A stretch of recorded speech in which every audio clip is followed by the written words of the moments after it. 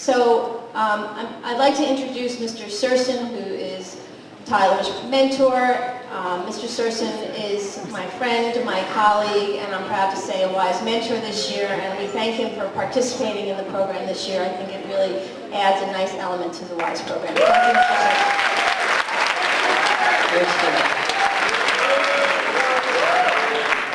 Wow, Fran is right. I haven't spoken in front of this many people in a long time. Well, listen, I wanted to, by the way, people in the back, if I start talking too long, just raise your hand, because I have a tendency to like to hear myself talk. So I'll keep this brief. I want to get Tyler up here. Not yet, Richard, you're great. My name's Doug Surson. I've been teaching here for about 13 years. So I've actually been here for most of WISE's existence. And when I first got here, I remember being introduced to the program and finding it really fascinating. And yet, I'd say about 5 or 6 years ago, I kind of retired from doing WISE as a mentor. Largely because WISE is really hard. It's hard on the mentor, it's hard on the mentee. It's a hard process. And I guess I always found that, you know, of the students that I had, they all did really well, but I always kind of just felt like it had to be held to a super high standard. And so I kind of got to a point where I said, you know what, it's a lot of work. Maybe I'm going to step aside and let other sort of mentors step up. So I got in this habit, and it happened again this year, that every year I've been very blessed with having students come to me and ask me to be their mentor. And I just got in this habit of just sort of not even really looking up and just saying no. And then after a long explanation, I explained I've kind of retired from WISE. So I guess in about November or December this year, after class, because I had Tyler in class this year, I look up and Tyler's sort of standing over my desk after class, and he says, Mr. Surson, I want to know if you'd be my mentor. And I didn't even want to look up. I just said no. I looked up and I said, oh, Tyler didn't go away. So we started talking, and we started talking more about his project. And in the course of that discussion, I realized a couple things, that Tyler was a pretty special individual, and which was the primary reason I ultimately said yes. But he also started talking about his project, which he's titled Handmade, which you're going to learn a lot more about when he gets up here shortly. And I immediately had sort of a connection to that. And I was not disappointed. And Tyler is the first student that I've said yes to in a number of years, and he's the first model presenter that I have, that I've had. So I think I made an excellent choice. I'll just say this too, that if a mentor is lucky when they go through the process of doing this WISE experiment, this WISE journey, that when you come out on the other side, you've got this really phenomenal relationship that you develop with the student. But in my personal experience, almost more important is that you wind up with this incredible project. And Tyler wanted to do a lot of different things, and I'll tell you, he'll tell you about those mostly. I just want to end with this, is that, again, in terms of doing it right, which is what we both agreed we wanted to do, Tyler did it right. So if you're a junior in here watching this, I really want you to pay attention to that. If you want to do it now, you're welcome to. If you look at Tyler's program and you look in the back, I have to say, Tyler will probably blame me. I'll say I was largely responsible. Maybe that's taking a little bit too much credit for the works cited page that he has in the back. If you look at the number of resources that he has consulted during this journey, I think it just speaks to the depth with which he explored this topic. I'm not going to say any more because Tyler's going to say much more about it other than this, that working with you, Tyler, was more than a pleasure. I'm super excited to be here. I'm really happy for you. And why don't you come up here and take it the rest of the way.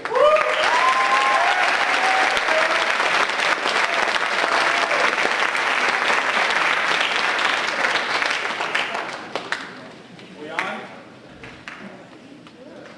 All right. How you guys doing today? Doing all right? Listen, I'm so happy that you could all come out today, listen to me speak. You know, first off, I just want to say that I'm just so honored to be up here today and just kind of share a little bit with you about who I am as a person, and that this project is so much more to me than just a project. You'll see that. Now, for those of you who don't know me, my name is Tyler Joseph Brown. I'm 17 years old, and I live in Stonebridge, New York. I live with my two parents, Nick and Chris Brown, and my brother Aaron, along with my two cats, Chloe and Oliver. Now, it's funny, but if someone had asked me who I was about 4 months ago, that's probably the answer I would have given them. Through WISE, I really was able to look deeper into who I was as an individual, and really just sort of come to understand a lot more about myself. Now, of course, you're probably wondering, why choose WISE? What's so special about WISE? You know, I have to say, September, my senior year came around, and from the start, Franny, I knew her from newcomers, and also my friends, they literally badgered me nonstop about, you have to do WISE, you have to do WISE, oh, you'd love it, you'd have so much fun. And my response was, no. Just like Mr. Serson's first response was to me, no. I didn't want to do it because I thought it was, for me, I really thought it was a waste of time. There was no point. I didn't want to do it. I didn't want to put in the energy to do it because I just saw it as something that was just so menial. It had no point to it. But it was really wrong because it did. And so finally I said, okay, fine, I'll do WISE. Big deal, whatever. So then, of course, I came to the next problem. What do I do for a project? Why choose the project that I chose? Well, see, I like working with my hands. I always have, whether it's something that's very minuscule and detailed, or whether it's more of a, I don't know, say, bulwark, kind of physical labor type stuff. Whatever it is, I find enjoyment in it. So I knew that that was something that I wanted to do, and I wasn't really sure what. But then, okay, now, let me ask you a question. How many of you guys, right before you go to bed at night, you're all ready to go to bed, you're just like, you want to unwind from your day, and this idea pops in your head, you can't go to sleep. Come on, raise your hand. I know it's happened to almost every single one of you. It happened to me. It happened to me, and it really, really was not fun. I mean, it was great because I was inspired, but at the same time, it was very irritating because I couldn't go to sleep. And I said, you know what, I'm going to call my project Handmade, and it's going to be almost a documentation about all my experiences through my hands-on work. And not only that, but I want to do some research to see what really goes into people's projects when they work with their hands.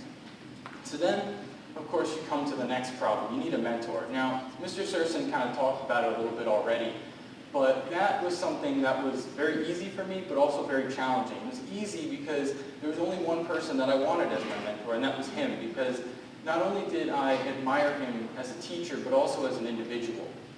And it really kind of, you know, at first I was like, you know, I don't have anybody else. I need a backup. But I couldn't find one. So I went to him and I asked, and his response was no. And so then I said, well, I'm going to come back the next day, and I'm going to ask you again, see if I can find somebody else. Did I find somebody else?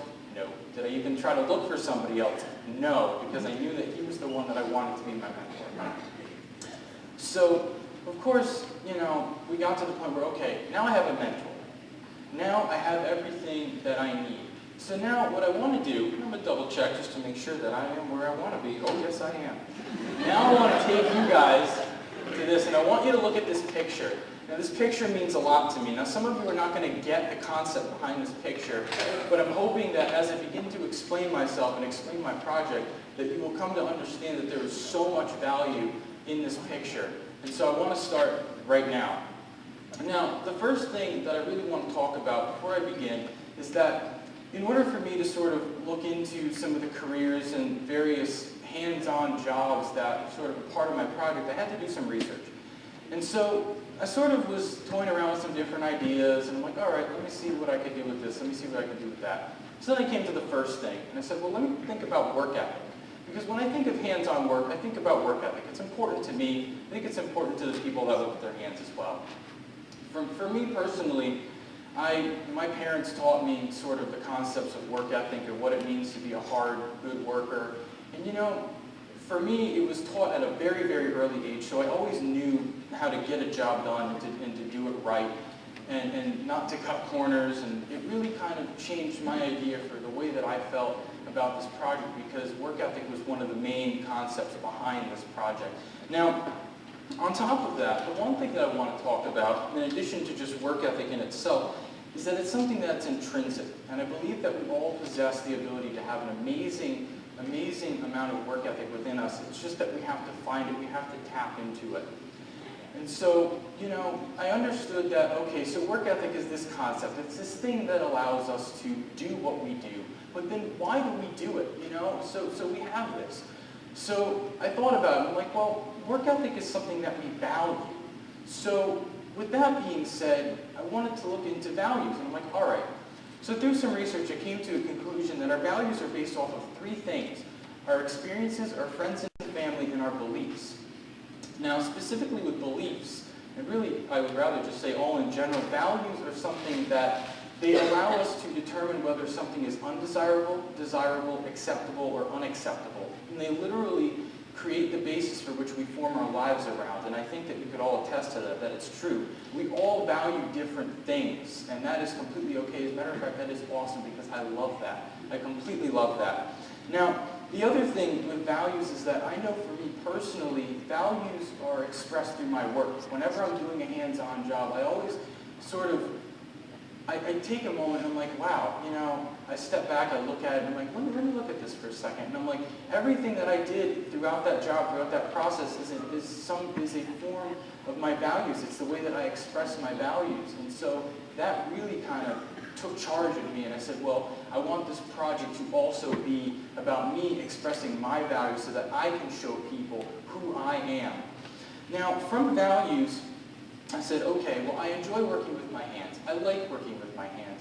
Now, but why? Why do I like working with my hands? So I kind of went into some other concepts and tried to play around with some other things, and I came to this: fulfillment and job satisfaction. Now, this is something very interesting, because for me, it's one of those things where, like I said, I'm working with my hands, I enjoy it, I find fulfillment and satisfaction within that. Now, fulfillment as a whole is something that's more on a personal level, whereas job satisfaction is something that's on a more professional level. Of course, both are ways in which we can find happiness and creativity from within ourselves. Now, the other thing about values is that, or not values, oh boy, that's not good. With fulfillment and job satisfaction is that in order for somebody to go into a career field, I personally believe that they need to be satisfied, and that they need to find the enjoyment and the fulfillment within that career so that they can do what they do and enjoy it and not feel miserable and not just make it that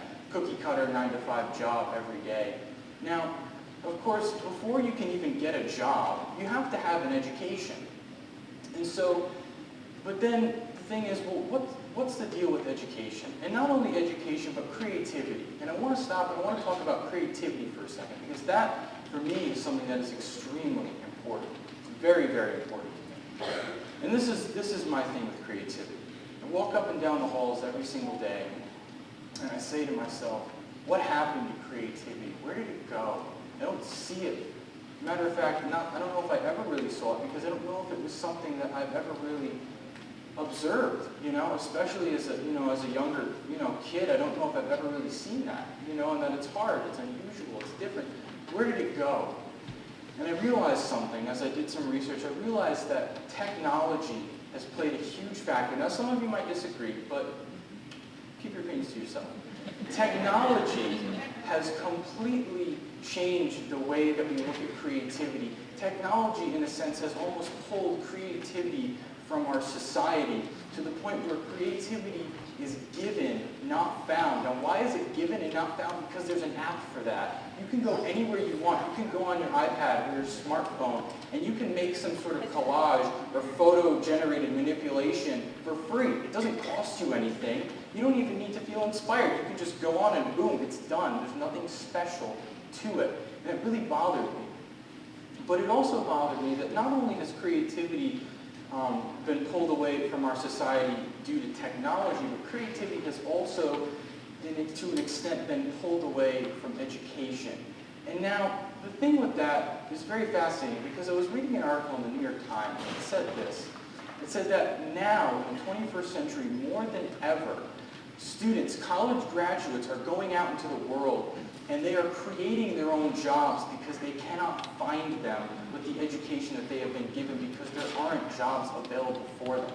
And it really bothers me so much, because one of the things that I think really needs to go along with education is not just creativity, but inspiration. Inspiration needs to go along with that.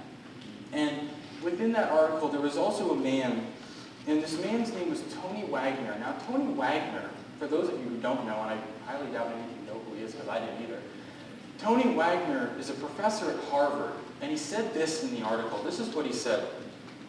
He said that our goal is not to make every student college ready, but is to make them innovation ready.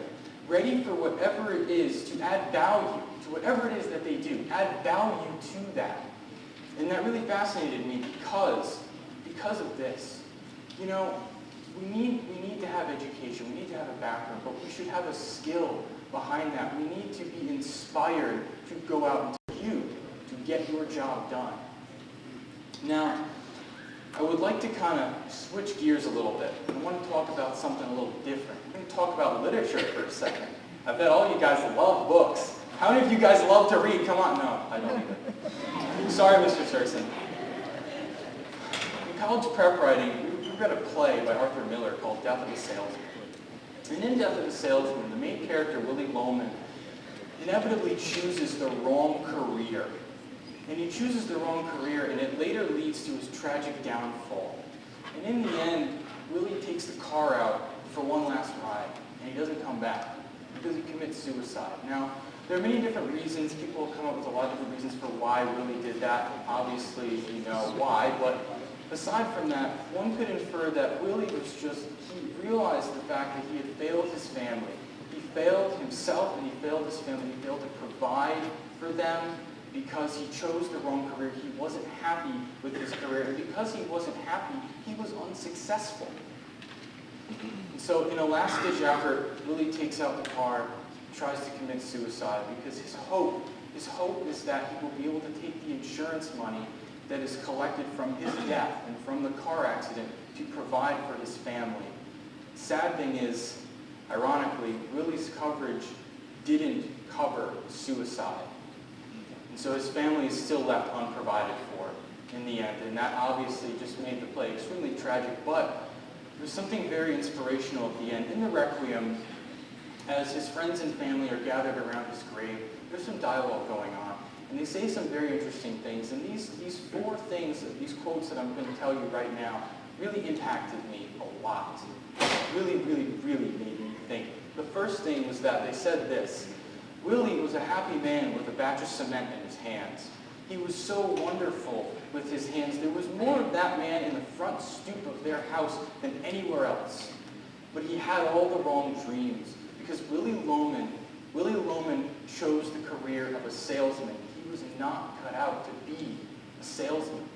He was meant to be a carpenter or a tradesman, because that's what he valued, that's what he loved to do. And if only he had done that, he would have been so much happier. He would have been so much more successful in his life. And it really made me think, wow, who would have even dreamed in a million years that this stuff would be in literature? I know that I wouldn't have thought that way.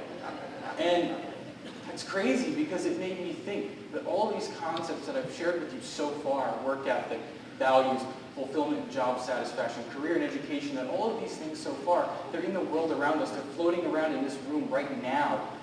We can't even see them. And that's something that fascinates me the most. So now, I want to continue on from Death of a Salesman, and I want to talk a little bit about multiple intelligence. Now, we'll come back to this a little bit later, but I want to talk about it for a second. Now, as I said, everybody's different, and they're unique, and I love that. And I think that we should all love that about each other, because that's what makes us who we are. And I think with that being said, going back to Willie for a second, you can say that Willie, because he chose the wrong career, he was unsatisfied. He wasn't cut out to be that kind. He wasn't meant to be a salesman. And so, multiple intelligence. I want to talk about that. Now, how many of you have ever taken an IQ test? Raise your hand. Okay. You take the test, it's like, you know, or maybe you're on Facebook or something stupid and something pops up. Take this IQ test, see how smart you are. Share with your friends, all that crap. So you look at it, and it gives you like, oh, I have a score of 120, I'm a genius. Oh, she has a score of 80, she's dumb. Well, that's stupid because that test is completely inaccurate. Because it's only testing your ability, your logical abilities. It's not testing all of the other abilities that you have within your own being. There was a man by the name of Professor Howard Gardner, and he proposed a theory that there's not just one form of intelligence, but 8. Hold on. 8 forms of intelligence. Yeah, I can count. Go figure. So with that, people have been able to decide their strengths and weaknesses, and people see who they are based off of this. And you will realize, as we come back to this later, that you are the way that you are for some very specific reasons.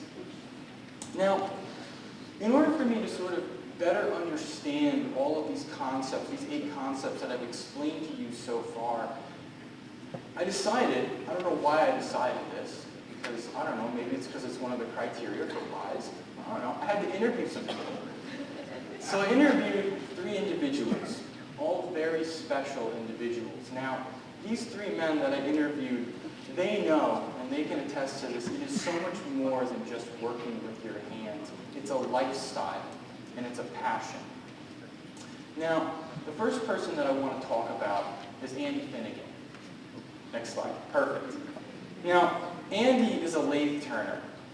And, you know, before I had met Andy, I had no idea what a lathe turner was. Actually, there was a news article that was placed in my WISE mailbox, and I read it. It was actually from Franny. And I thank you for that, Franny, so much, because that really just, it created an awesome friendship is really what it did. And so, Andy is a lathe turner. This is what Andy does. He uses a large machine known as a lathe to create true pieces of art. He uses large metal tools called gouges. They're basically just really long chisels, knives if you will, that he uses to chisel out and carve, to turn chunks of wood into bowls, vases, whatever it is. And that really fascinated me because I'm like, wow, never really would have thought that somebody could actually do something like that. I didn't think it was possible. But then I met Andy.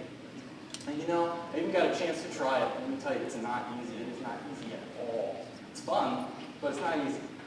So of course, with that being said, you know, one of the things that I really, you know, connected with Andy on was the fact that a lot of what we have learned in our lives has been taught to us through our fathers. And that really meant a lot to me, to know that somebody else has the same sort of connection with their parents, with their parents that I have, with their father. And that really kind of made me think, and it made me feel so special. And so, on top of that, you know, one of the things that really struck me about Andy too was that there's so much concentration and dedication that goes into what he does. Now, if you look right here on it would be your left, my right, your left, right there at the bottom, we have this assortment of spheres, if you will. And these, all 9 of them, 9, right Andy? All righty. 10? Oh, 9, okay. A little dark down there. There's a total of 9 of them. Now this piece is called the black sheep. Now, correct me if I'm wrong, but I believe the reason why it is called the black sheep is because you have a smaller piece of African blackwood that is being ostracized by the rest of the group. And that is why it is called the black sheep. Now this is very special because when I first interviewed Andy, this was just a concept. He only had a couple of them. He didn't have the full piece turned yet. Well, this piece won first place at the 2013 Totally Turning Convention in Saratoga, New York. And when I came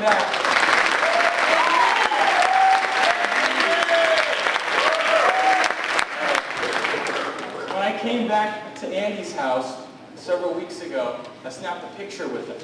And when I came back to get that picture, this thing was done. He was telling me about it. He was telling me all about, you know, how it took him over 2 months to turn this, and how so much of his life has been invested into this project, into this piece of art. And then that's when I said to myself, I'm like, that's it. It's more than just a job. It's a lifestyle. It is a lifestyle. Now, I want to talk about my next interview. His name is Chris George. Now, Mr. George is a contractor. He's a little bit different from Andy in the sense that he's not so much of an artist per se. He's more of hands-on. He does a lot of different things, whatever it is. He's helped build dozens of homes. He's helped assemble dozens, if not almost 100, I couldn't even tell you, modular homes, and he's poured over 100 concrete foundations. This guy knows how to build a house. I'm telling you, he does. Now, I've known him for a few years, about 4 years or so. But the one thing that, I really liked about him was the fact that, really from the beginning when I first met him, was the fact that he's the kind of guy that knows how to get her done. He really does. And he lives by that. He lives by that term every day because he knows that if he doesn't put value into the work that he does, then it's pointless. There's nothing to it. He always tries to give the customer the best that he can because he knows that he has something to offer to them that is very special. He has a skill. He has an ability. You know, the one thing, when I think about it, that really, really just, I was quiet when he told me this. I was like, wow, that's cool. And I was just so lost in thought. Because he said this, although he's a contractor, and his initial goal at the end of the day is to turn an honest profit, as opposed to an artist who really is just doing it for, you know, the creative journey. He said this to me. He said, the greatest jobs in this world are not done for pay. They're done for your friends and your family. They're done for the people that need your help the most. And I think that's true. And it really kind of hit home. And I was like, yeah, it's true. Finding fulfillment in whatever it is that you do, find it. Find it, add value to it, and make it something that you can call your own. Now I want to talk about my last interview. I want to talk about Steve Stewart. Now Steve is a potter. You name it, he can throw it. What's throwing, you might ask? Of course, you're probably wondering what's throwing. Well, I'm going to tell you what throwing is right now. Throwing, in general, is a term that's used in pottery to define the entire activity of shaping the clay on the potter's wheel. That's what it is. If you've ever seen a potter throw on a potter's wheel, that's what it's called. It's not turning, it's not spinning, it's throwing. Go home and tell that to your parents. Exactly. Now, one thing about Steve that I really, really thought was so cool was the fact that when he was a younger man, he grew up in California, and he worked at a pottery factory. I don't know if there are too many people that can say that they worked in a pottery factory, because now all that stuff is done in China. You can go to Pottery Barn and buy a bowl for 99 cents on the dollar, and it was made in China. There's no value to it because there's nothing special to it. But Steve gives value to all the pieces that he throws, and he does that because he knows how important it is. Now, it was fascinating because he said that when he worked in the factory, the owners were very flexible. And it didn't really matter how the piece got done, as long as the quota was filled at the end of the day and the pieces all looked identically the same, it didn't matter. And he said that's where the real fun came into play, because we got to expand our creative horizons and really look into the different fields of techniques of how to make things, how to make them work, and how to make it look right, get it done right. Now, the one thing about Steve too, another thing, is that he's an artist. He's an artist, but he's a businessman. He's a businessman because he has to be. He has to be because if he's going to survive in this world today as an artist, he needs to do everything that he can do to provide for his family. So he has to use all of his talents and his abilities to enable himself to provide, to establish that basis. Because as an artist, I think we could all say that being an artist is not easy. You don't have to know one, you don't have to be one. It's not easy because creativity doesn't just happen.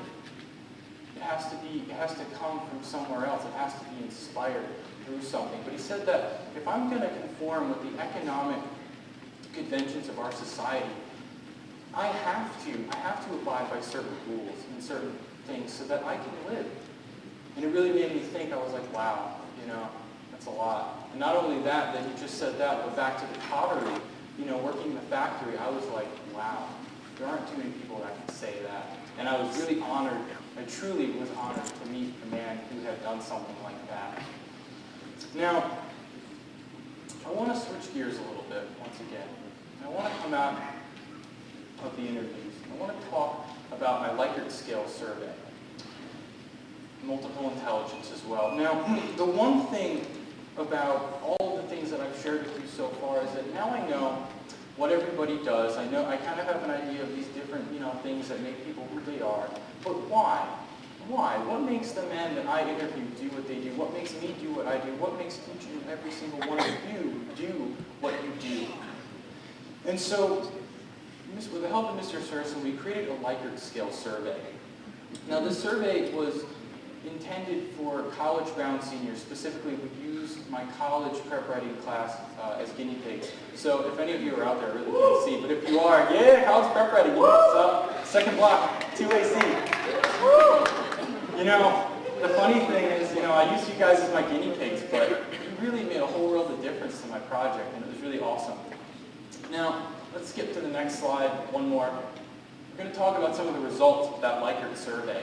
You know, 72% of the class said that work ethic was extremely important to them, and that blew me away. It really did, because I was like, you know, I pass these kids in the hallway every day, and I never would have guessed in a million years that so many of them really value work ethic as much as they do. And that, in addition to that, I also looked into job satisfaction. I asked them, well, what's more important, income or job satisfaction? I was surprised to see 36% of the class said that income was more important than job satisfaction. And you know, it's sad, but it made me think, you know, I know that we always say, oh, this is what makes the world go round. It's so sweet, but it's not true. It's not true. Money really does make our world go round, and sometimes it makes our world go round so much so that we are controlled by greed and envy and everything else. But it made me think, you know, job satisfaction, income.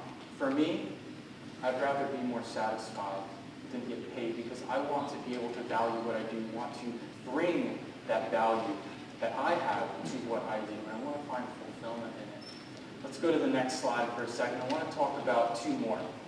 Now, students were asked how often they engage in a creative hands-on project. Surprisingly, 28% of the class said that they engaged in a creative hands-on project about once a month.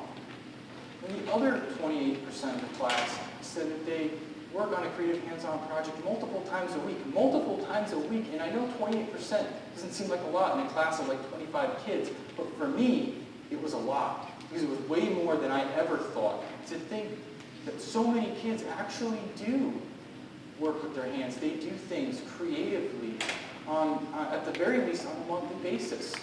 You know, I was expecting to have like more than half the class, 72%, if not more of them say never. And I was like, that's nice. That makes me feel good about what I'm doing, to know that I'm not the only person out there that enjoys creative hands-on projects. Now, there are a lot more results that stood out to me, but those are the four in particular I didn't do creativity, so we're going to do that right now. Creativity, they were asked how important creativity is to them. It was a 36-36 split. Now, there's a total of 72% if you just look at the overall importance of it. Forget the extremely, just the importance. And that really, you know, once again, was just a result that I thought was so awesome, to see that so many kids value creativity. But it also kind of struck me, because I wish I could see it more. I wish I could see it more in everybody, and not just the kids in my college prep writing class, but everybody. I wish I could see that, because I think it would make our world, it would make our school a much better place. Now, I want to switch a little bit. I want to talk about multiple intelligence. Now, I'm going to give you a brief explanation on multiple intelligence. As I had said before, it was a theory that was proposed by Professor Howard Gardner. And that of these 8 intelligences, these are the ones that I have for you. If you could just switch the slide, that'd be great. Thank you. All right. Now, as you can see, I have a diagram up here with all the different intelligences, and I'm going to read to you what some of them mean, because I know some of them look a little weird, you know, like, what's kinesthetic? I didn't know until I looked it up, so you're not the only one if you don't know. Now, for people who are kinesthetic, they have the ability to use their bodies well. For people who are interpersonal, they have the ability to sense other people's feelings. They can be in tune with others. People who are spatial have the ability to know where they are in a fixed location. They can visualize three-dimensional objects and concepts. Intrapersonal people, you have the ability to look inside of themselves and to philosophically reflect and think about all the different things. They have that ability. Now, people who are linguistic have the ability to communicate well with others. People who are logical and mathematical have the ability to handle complex mathematical problems. How many mathematicians do I have out there? Raise your hand. I'm not one of them. Raise your hand. Good for you guys, because I can't do it. I can't do it at all. Musical people have the ability to learn, perform, and compose any kind of musical concept. And naturalistic people can classify specific things and can understand the different species in nature. Now that's just a brief explanation of each one. I don't expect for you to remember all of them, but I want to go for a second to the next slide. Just hold it there for 1 second. Now, initially, after the Likert scale survey, we had all the students take a test, and we had them take Howard Gardner's multiple intelligence test to see where they ranked in the various areas of multiple intelligence. Now, initially, students would answer yes or no to a specific question in a specific column.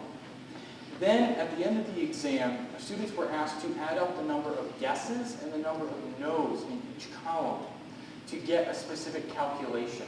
From there, they would subtract the number of no's from the number of yeses in each column, and they would come up with a number. And that number would determine either a strength or a weakness in that particular category. Let's go to the next slide for a second, and I'll show you guys an example. Now, career choice is a good one. And, you know, people could go a bunch of different ways with it, but I want to talk about career because for me, that's very important. Now, this student specifically would be encouraged to pursue a career as an auditor, an accountant, a scientist, a computer analyst, a surveyor, an architect, or an administrator, because the mathematical and logical skill, along with the visual and spatial skill, work very well together.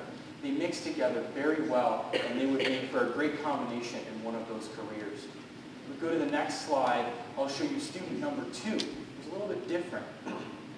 Now, this student would be encouraged to pursue a career as either a speech pathologist, a psychologist, a social director, a journalist, or a lawyer. A little different than the previous student, but yet you can see how everything kind of balances out a little bit, that they are very linguistic and verbal. Yet, at the same time, they are also interpersonal, but that everything kind of balances itself out. They would be more likely to pursue a career in one of those. Now, there are many more careers that I could list with the different graphs. Am I going to? No, because we'd be here all day, and I know it's a Friday. I understand. I get it. The weekends are all of it. So, now, with that being said, I want to take you to something very special to me. I want to talk about something. I want to bring you back to this concept. I want you to see, you can look within this image, you can see all the different pictures from all my different slides, and you can see that this board, my long board, the thing that I created with my father for my WISE project, is something that it has such a great amount of intrinsic value because it is the heart of my project, it is the soul of my project, it's the nucleus of my project, that everything revolves around it. And that if it wasn't for just one concept, if I just went in and I picked out different ones, my board would not be what it is. I don't know if my project would be what it is. I know it wouldn't. Now, without further ado, I want to show you something. I want to show you my longboard.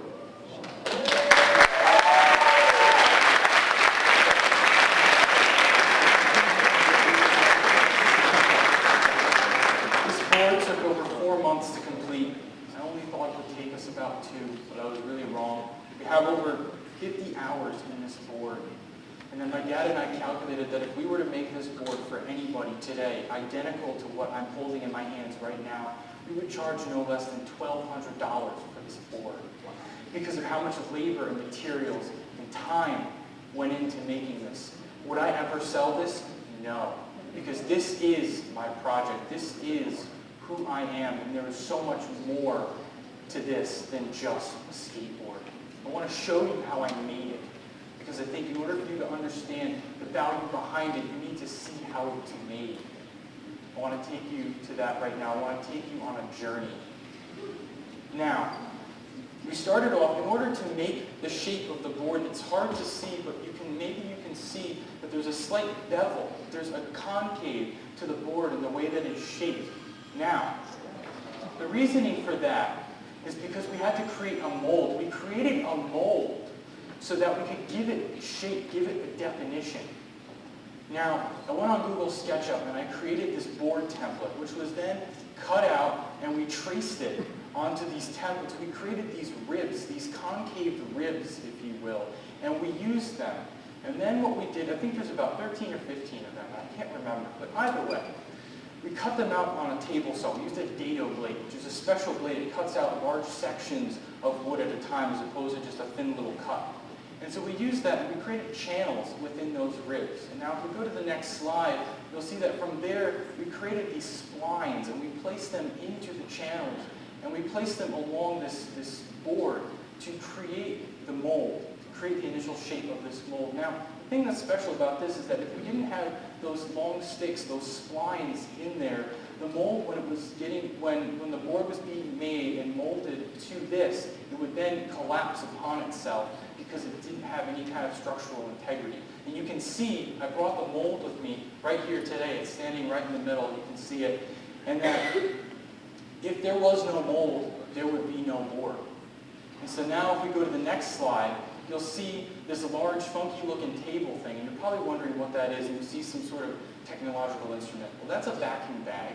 Now, how many of you guys have ever compressed meat, or you've seen it on TV, some sort of like a meat compressor, you got to suck it out, keep it dry, and, away from all the freezer burn and stuff? Okay, well, this basically does the same thing. It's a vacuum bag. It has a special vacuum technology that it literally applies equal amounts of pressure to every square inch that is inside of that bag. Whatever's in there, it's going to clamp it down. It's way more efficient than a conventional clamp job because it has equal amounts of pressure. You might, when you're clamping something up, you might turn it just a little too tight on one, and that could literally warp the entire board, the entire project, and it's done, but not with this. So we placed the board, or rather we placed the mold into the vacuum bag, and if you go to the next slide, you'll see that you have the impression of the mold inside of the vacuum bag. You can see how it seals itself. And we placed a piece of wacky wood on top of the mold. Now, wacky wood is different from conventional plywood because it conforms to things. Whatever it is, it will conform to whatever it is being placed on, as opposed to something that will just break. Regular plywood is just going to snap, but wacky wood doesn't. It bends and conforms. And so we use that to create the top surface layer of the mold. And you can see it standing up there, and you can see it right there on stage. Paper is for glue drips, so it protects itself. Now, if you go to the next slide, you'll see a bunch of different things happening. What's happening? I'm making the board. This is the start of the board. It's finally here. You're wondering, oh great, he's got this mold, big deal, ooh, moldy. But then you'll see that we have this 5-foot by 5-foot sheet. I doubt you can visualize that because I would have no idea either. But it's a 5-foot, 5-foot sheet of 8-inch thick Baltic birch plywood. Now, we cut those into 4 sections, which then we glued one on top of another. We sandwiched them, we laminated them on top of one another. Then we placed the mold into the vacuum bag, and then we placed the glue up, the laminate, on top of the mold, and we closed the bag. And if you go back a couple slides, go back one more, yeah, right there, one back, you'll see, as I showed you before, you see how it compressed? That's what it looks like. That's what it looks like when it's compressed. Now we can go back to where we were before. Alrighty. Now, once it was placed in there, you go to the next slide, you'll see this funky looking bunch of blankets. It looks like some hobos living under there, whatever. No. There's no hobo, I promise. They're heated blankets. And the point of the heated blankets is to create a curing effect. So that way, on top of the compression that's being placed on top of the mold and the laminates inside the bag, the heat will actually allow the glue to cure a lot faster. Still, it was in there for about 6 or 8 hours. Now, once it came out, you can see, if you look on the middle one, you can even see a slight concave to it, right there in the picture. And that's how it conformed to the mold. That's what gave it its shape. Now, I traced an old longboard, because I really like the classic look to it. It was very simple. There wasn't a lot of detail. It was just simple. And so I traced it out onto this laminate. And from there, we placed it on, we took it and we brought it to the bandsaw and we cut it out. It wasn't easy. My dad did one side, I did the other. You can see on the one side, you can see a little bit, maybe you can, maybe you can't, it kind of waves a little bit. That's my side. My dad did the other side. It's almost perfect, but you're doing woodwork for almost 30 years, and you have to know how to do that stuff. Of course, for me, whatever. Try it. So then if you go to the next slide, you see the board standing upright. But to the left of that, you'll see that the board, really, to the left, yeah, I'm getting good at this. It's kind of weird being up on stage. So we used a belt sander and some other various grit sandpapers, and we sanded it out to make it as streamlined as we possibly could, because that was very important to me. It was important to my dad too, but it really was important to me that this board just looked perfect, because it was the symbol of my project. I wanted it to be my project. It is my project. You can see the board right there, nothing special, just the plywood. If you go to the next slide, you'll see a bunch of different things happening. Well, what we did on top of that to create this grainy look that you see right here is we used a special wood. We used something called veneer. Now, for those of you who don't know what veneer is, it's literally just paper thin sheet of wood. And a lot of furniture makers use it, and it's most commonly used for giving furniture pieces an aura, if you will, without actually having to use a solid chunk of wood. It's literally just a sheet that you glue on. It's real wood, it's not plastic, it's real, but it is paper thin. It is some of the coolest stuff you'll see. It's just weird, it's so weird. But what we did was we cut out a sheet of Movingi. Now Movingi is an African satin wood. It's not like, oak or any kind of American hardwood. It's very different. You can see that if you look, you can see the green pattern.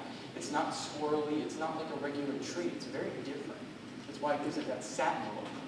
And so what we did was we used contact cement. We glued these sheets of Movingi to the top and to the bottom of the board. Now the top of the board is called the deck. The bottom of the board is just the bottom, nothing special to it. But then you can see in the upper corner, you see how everything's sitting on a chair. Well, the reason why they're sitting on chairs is because, once again, contact cement has to cure before it can be applied to anything. It creates a much stronger bond. The molecules compress together. And so from there, we placed it in the vacuum bag, as we did with everything else prior. And if you go to the next slide, you'll see the deck of the board, how Movingi was attached to the top. And we also did the same thing to the bottom. And if you look all the way on the other side, you can see the underside, which would be the bottom portion that was going to go on the board next. Now, if you look right here, you'll see that the board has been clamped down to a table. This is where we removed all the excess veneer from the edges of the board to give it that streamlined look. Now, once everything was removed, if you go to the next slide, you'll love this. That's what the wood used to look like.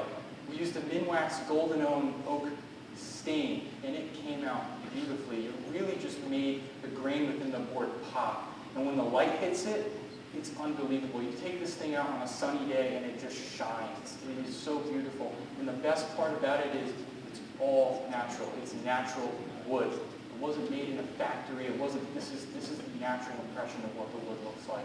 And it really, really gives the board an awesome look.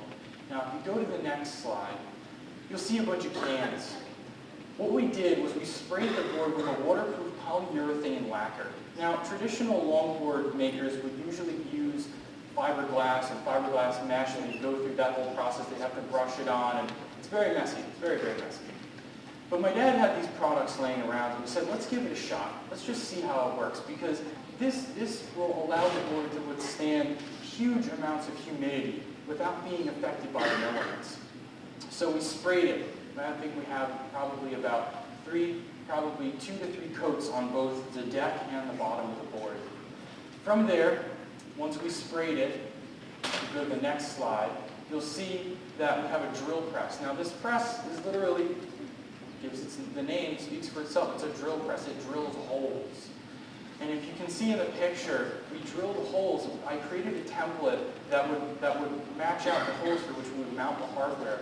And we drilled the holes in both the nose of the board and the tail of the board so that we could mount the trucks and the rest of the hardware. Now, if you go to the next slide, you'll see a grip tape effect. Matter of fact, you'll see this stencil effect. And you're probably wondering, what's the point of that? Well, first off, this stencil effect, just to stencil it, put it on, cut everything out, and then peel it off, it took me about 7 hours just to do that. And now, what this did was it created a stencil for which I would spray the grip tape on. Now, how many of you have either ridden a skateboard, you've seen a skateboard, you know what a skateboard is? All right. Really, is that it? Come on, you guys all know. All right. Good enough. Now, when you look at the top of a regular skateboard, you see that the top of the board, the deck of the board is black. It's gritty. There's something weird on it. Well, that's called the grip tape. Now, I used a different kind of grip tape because my grip tape is not black, it's clear. I used a special product and I sprayed on this clear grip tape to give it this effect. You can see in the light, maybe you can, maybe you can't, it's a little hard, but all the stenciling is the initial shape for the grip all the way down the board. It makes the board flow, it makes it move with the grain. If you go to the next slide, you'll see this product. I used the blue one in the middle. It's called Lucid Grip. I'm not advertising. I'm not trying to throw anything out there. I'm just telling you what I use. But the product worked really well for me. It's kind of a pain, but I got it. I've never used it before. It was really cool, though, because it did not disrupt the integrity of the grain on the board. You can still see the grain on the top, and yet it went on really nicely. So from there, go to the next slide, you'll see there's the board, and you'll see up on the top, you can barely see, there's a little piece of blue tape. That's after like the 7th hour of me finally peeling all that stuff off. It was a pain. I don't know if I would have done it like that. Maybe I won't do it next time, but I don't know. It was fun. It definitely gave a cool effect. Then I mounted the trucks. Now the trucks are these little bad boys right here. Perfect. All right. Now, the thing with the trucks is they were yellow. I spray painted them flat black. I did that because I originally thought the yellow would be cool, but I think the black turned out a lot nicer just because it's classic and it's simple. Now, I want to show you guys the final product, the board. You see it from 3 different angles. You see it right here in my hands, but now you see it on the screen. You can see how the light hits it even more just with the camera. This is my longboard. It would not have been possible to have made this board if it wasn't for so many different people. And without further ado, I'd like to begin my closure. I'd like to just say thank you to some people. Before I do, I want to say 2 things. The first is that to all the WSE students out there, just because I'm up here today doesn't make me any better than you. It doesn't make my project any better than yours. And it doesn't make your presentation any better than mine. If anything, it should make yours better than mine. It should make you better than me. You have even more time than I have. You can still get her done. You can keep going.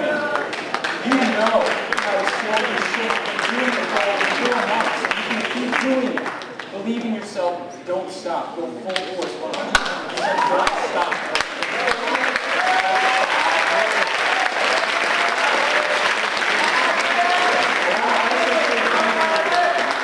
Before I say thank you, I want to say to all the juniors out there, I believe, like Franny had said, that there's going to be an opportunity for each and every single one of you to participate in WSE next year. Give it the best that you can give it. Do all that you can. Make it about you. Make it about what you want to do. Because never in your life before have you ever been able to do something by yourself, completely by yourself. Nobody's telling you what to do. You get to sail the course. You get to determine where you want to go. Now I want to thank some people. Because this board, this project, everything that has happened today would not have happened if it wasn't for these people. I want to thank these people. I want to thank Mr. Surson. Mr. Surson, you are so much to this project. You have been my support. You have been everything in this project. I cannot thank you enough. I'm so honored that I was able to be your mentee. It means the world to me. It really does. I mean that.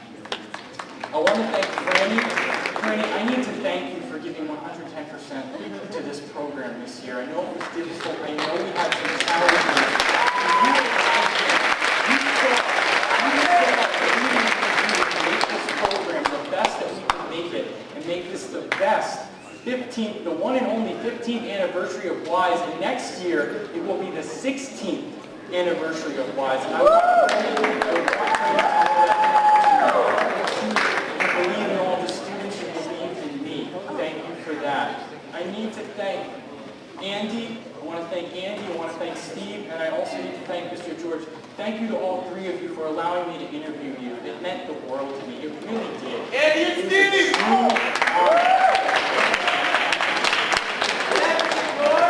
I want to thank my mom and dad because I love you guys with all my heart. You guys mean everything to me, and if it wasn't for you, I don't really know what I would have done, let alone I don't know where I'd be if it wasn't for any of you. For you, for my family. Thank you guys, I love you. I want to thank all the staff. I want to thank Mr. Angostero and all the rest of the board members for coming out today. Thank you for coming to hear what I have to say. I'm very honored. It means a lot to me. I know that you guys are busy. You're trying to run a district. You're trying to get her done yourselves. And you came here to see me. That means a lot. It really does. Thank you. Thank you. I want to thank, I don't think he's in the room, but is Mr. Maloney here? Maloney! He's not. If he was here, I'd say this to him. I'd say, thank you for teaching me how to use Photoshop. I mean that because I had him as a teacher in Intro to Media Arts, and I had him as a computer graphics teacher. And every time I use Photoshop, I think of him. And for all the rest of you that have taken his classes, you know what I'm talking about. Every time you've ever used Photoshop, if you've used it outside of his class, I'm sure you think of him. You think about sitting in that class in the air conditioning, working on his computers. Of course, when I took his class, he didn't have Macs. So whoever's in his class now, count yourself blessed. Now, I want to also thank Mr. Pearson. Mr. Pearson, thank you for allowing me to use the facilities, the lighting and everything. I want to say thank you to everybody back in the booth, to Brian. I want to, for the lights, I want to thank Matt for being the slide man. I want to thank Eric for the film. I appreciate it. And anybody else that's back there that I can't see, I want to say thank you to you guys back there. Who? Really? Thanks, Henry's camera.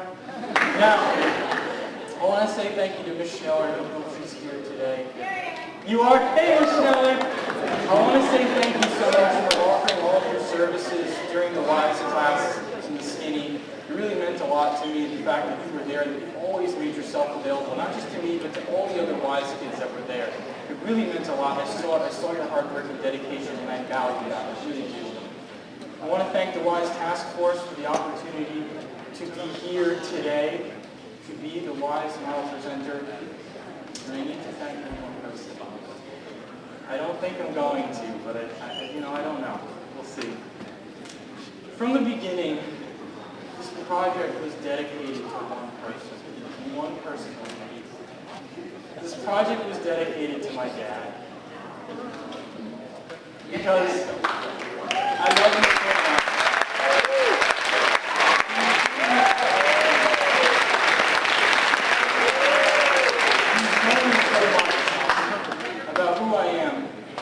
Helped me with this board. You've given me so much time in your life. And I'm so proud of you. I'm proud of you for everything that you've done for me and for our family. Ooh, a little teary. And I love you. I love you so much.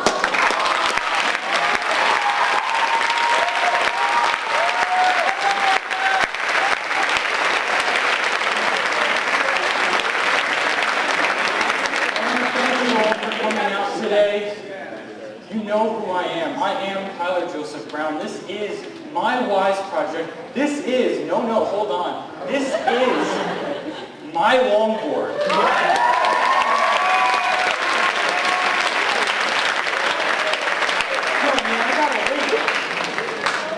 I'm not in skate shoes either. Try riding it with an arch. It's not easy. But I want to thank you all for coming out today. It's been a true honor. It's been a pleasure. This is my WISE project, and I just want to say thank you.